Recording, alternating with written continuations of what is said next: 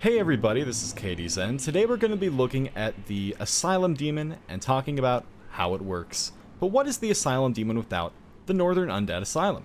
It's the first area in Dark Souls history, and likely the first area for a lot of Souls players, assuming you didn't start with Demon Souls, which if you haven't, shame on you. Fantastic game. I thought about starting with that first, but I'm still holding out hope that it'll get a remaster. So hopefully we can go back to that on glorious PS4 Pro 4K. I don't know, we'll see. By the way, average default Ranch Boy is looking buff as fuck, I gotta say. Anyways, so this series we're going to be looking at the different bosses of Dark Souls, analyzing the build up to them, what the boss does, what it means for the player, and what kind of values are taught to the player along the way to help them understand the boss. And Dark Souls tutorial, as you know, is a lot of learn by doing.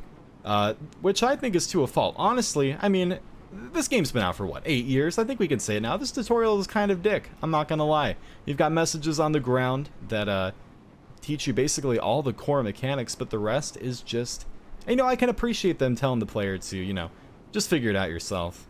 But right now, you know, you put your hands on the stick, you know, any genius can figure out what the sticks do. Move and rotate camera. And if you even approach a message or the item I just picked up, you see the A button, so that kind of teaches you.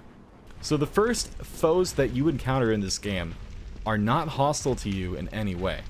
Now this may seem like, you know, this works for lore reasons as well as gameplay reasons for the player. Which also ties into the lore, because you have, you know, obviously the prisoners here are in the mental state of just disparity, which was already established by the opening cutscene. But also as a player, by the first thing that you can lock onto, and the game also encouraging you to attack it, by it not really attacking you back when you strike it, and being able to lock onto it before attacking it. So this subtly reinforces to the player that not every threat you're going to encounter will necessarily be something that is trying to, or what am I trying to say? Not every NPC is going to be a threat, and this core ideal is reinforced throughout the entire Souls series, because there are plenty of NPCs that you don't want to start off attacking. So we've got our basic stuff like locking on, which, assuming if the player is paying nice enough attention, I like to think they're latching onto these concepts pretty well. And honestly, you really don't have to kill these guys. It's just an elective course, if you will. You make your way through, you get to the ladder, you adore the beautiful shine effect on the rocks, and you make it to the first of many iconic elements of the Souls series, being the bonfire. And of course it catches your eye, you light it, and it instills a beautiful sense of comfort. Because it establishes you that it's also, not only is it rad as fuck, I mean look at that shit. That's so cool. But also, yeah, that message, you see, I even ignored it. Rest of bonfire cover HP, so it's, you know, established early on as a safe place. Anyways, it's not going to be safe for long. We've got the star of the show, the titular character, the Asylum Demon. Not a lot of people know that you can just get a nice little gaze at him from down here. But what I love the most about the Asylum Demon is that while it's a very basic enemy for the player to learn how to move and how to control and attack, it also tells a story. You know, you're likely not going to see it. You're going to walk ahead, read this message, which, you know, so many people do, get away, and this happens. And the fight's already begun. And now a lot of people don't really notice this door, which I can't really blame it. You know, this, if anything, oh, I'm fucking up. If anything, this tutorial is not on rails at all, which I can appreciate, but also many, many first-time playthroughs will. Surprising amount of people will not notice this door despite the brightly lit torches and everything. But you've got your first real threat of the Soul series, and it's perfect for newcomers. You know, it's got a very basic attack, a very basic combo, I mean. Very, very telegraphed move, large. I think it only has about 3 or 4 moves total, which in the short amount of time that you'll spend fighting it, you should see everything. It's doing a basic sweep back and forth, but of course the player is going to, assuming they attack the non-hostile hollows down there, they're going to press RB and see that they're not doing jack shit damage because they're very obviously visually starting with just a hilt of a sword. So, enough dilly-dallying. Eventually, the player's going to notice this little door, and they're going to escape. And now they're more or less safe, assuming, you know, some Dark Souls 2-ass hitboxes don't come at you right now. And so now the threat is gone, and you immediately see another bonfire. And by resting at this, you recover your HP. And the further, you know, sensation. Ooh, did you see that DLC shit? You think they're fighting the, they're gonna be paragons on that Black Knight? Hey, I recommend everybody on PC go on the Nexus mods and download the materials pack, which makes it so reflections actually work. Look at that shit. You won't see that in base game. Also, the, I don't think you see the light of the bonfire, but you see the shine of that. Oh. You see, what am I doing? I'm getting distracted by shit? Oh my god. Gotta re-record the whole video. I'm not even talking about this, section going on. So what message did we miss? There are two very different ways that this section can play out. You know, reading messages or ignoring them. Get your shield. What kind of guidance is this supposed to do? So, I forget. Did we see a message that was telling you circle to dodge? We saw that one that told you how to sprint. Now here is another incredibly large roadblock that people face, which is changing items in inventory. So you've got start to open menu, arms icon, change equipment, and then guard. Alright, simple enough. You press start, arms icon. I've seen people do this. I've seen people hit the first one, and you know, oh, I found my weapons. Alright, I can't use it, what's going on? And when you finally do make it to equipment, now, seasoned soul veterans such as you and I are well acquainted with this menu. But honestly, a lot of people will do something like this. We've all seen it happen. And I guess oh no, you actually can't block. I guess that's how people do their shield challenge runs.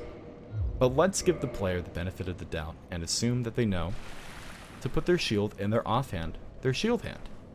And now, coming back to that again, not the best of tutorials. This is kind of a out there, I mean, relatively in the current climate of games, there is no hand-holding.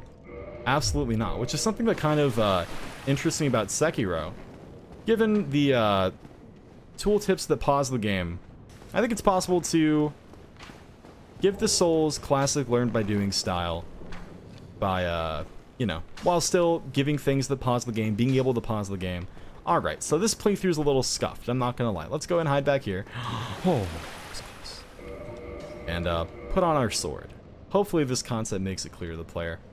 Which, you know, if it's not, then, you know, pull some Minecraft and look it up on the wiki. And so once you arm yourself, it's actually 90% of playthroughs it actually works kind of well, where you get close with your weapon and he runs away. This is one of the most specifically coded AIs for enemies in the Soul series. And then you're taught how to change weapons, but it's not exactly made clear. Maybe if it was something like switch weapons between slots. Even if this whole message system was something as simple as a display showing up in the middle of the screen, rather than being forced to find a message and read it. Oh god. He's also lower than I expected. Let's take these nice Gucci gloves off. And so now that you're properly armed, you can employ the same tactics, doing a surprising amount more. Oh shit. And also getting well acquainted with the ragdoll physics that have also become iconic. So immediately you're like, ah shit, I just went through this badass fog gate. And it should, if you decide to, if this message, the idea is for it to catch your mind and look down and see this bonfire and kind of get a sense for the classic Souls warping and twisting level design that has honestly kind of been, the feeling of it has been diminished in the later Souls games, with more of an emphasis on large environments, especially in Dark Souls 3. Sekiro looks like it's going to be more of the same thing, but From Software has said that it's going to take more of a Dark Souls 1 style world design. So right here the player has two options. You can go down, which will probably be influenced by your earlier viewing of the bonfire, and you can go back and take this little checkpoint, which in all honesty is not too important to lock this up because, well, actually a lot of people do die up there. Also, that reminds me, what the fuck happens if you don't get this bonfire and you die up there? Oh, you go all the way back there, that's right. So yeah, for the noobs, the new players, finding that will be, you know, you've got your shortcut porn. This shit happens all the time in Dark Souls games. And then of course you have what's next, the obvious, I'll let it hit me. Because, you know, it's tradition. You gotta let it happen. And you'll see that the ball opens the door. You've all seen it before. And hopefully, there are a number of things desperately telling the player, please don't attack this guy. Unless you want to. Unless you read his dialogue and you decide to. You've got hollows down there that don't attack you right away. You even saw this guy in the cutscene earlier. Assuming you're not an old grandpa and you're paying attention. Let's see what he has to say. And there you go. In true RPG form, you have player choices that you can make. Honestly, I don't know what kind of depraved fuck says no, but you know, let's just see what happens. Yes, I see. Perhaps I was too hopeful. Please leave me be. I have not long to live, and I may harm you after death. Now, go. Now, I just realized this might actually be like a good thing that can happen for Souls players, to give you an impression that it's like, this is one of the few NPCs where if you talk to him over again, he's not going to change his mind. He's going to be pretty firm, and, you know, the old fuck off, which can potentially be a roadblock to where you have to go to the old game facts to find out how to get the key for that door up there, which I kind of like that it forces you to kill him, to take his shit. Kind of gives you a little hint of just what, kind of roleplay the player can take. So right now, you've got the flask, the message tells you how to heal. You press X, you heal, all is great. And you only have a limited number of them.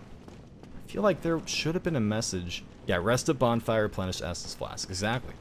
Again, these are core concepts that should be outright told to the player instead of having to seek and find it like, you know, most people do.